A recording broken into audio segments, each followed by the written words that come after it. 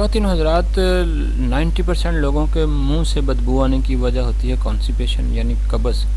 جن افراد کا معدہ خراب رہتا ہے، ضرورت سے زیادہ کھانا کھاتے ہیں، پیٹ میں گیس زیادہ بنتی ہے، قبض کی شکایت رہتی ہے، تو ایسے افراد کے نارملی منہ سے سمیل آنا شروع ہو جاتی ہے، اور جو بڑی تکلیف دہ ہے، آپ کسی کے پاس کھڑے بھی نہیں ہو سکتے اور کوئی آپ کے قریب کھڑا ہونا گوارا بھی نہیں کرتا۔ تو آج کی اس ویڈیو میں آپ کو میں زبردست نسخے بتانے والا ہوں جس سے آپ کے منہ کی سمیل ختم ہو جائے گی گارنٹی کے ساتھ۔ پہلا نسخہ سن لیجئے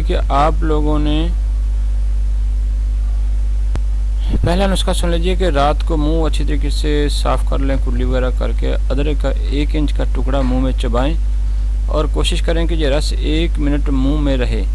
اس کے بعد پانی نہ پئیں اور بس صبح دیکھیں کوئی بدبو نام کی چیز نہیں ہوگی، اور اگر یہ عمل ہر کھانے کے بعد کریں گے تو تمام دن منہ کی جو بو آپ کے قریب بھی نہیں ہے بھٹکے گی، اور آپ کا پیٹ بھی کبھی خراب نہیں ہوگا۔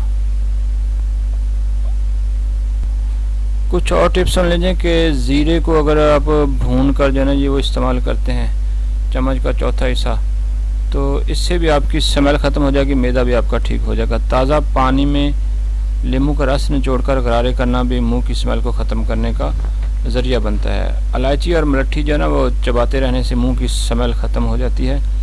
تلسی کے پتے کھانے کے بعد چبانا منہ کی بدبو کو دور کرتا ہے۔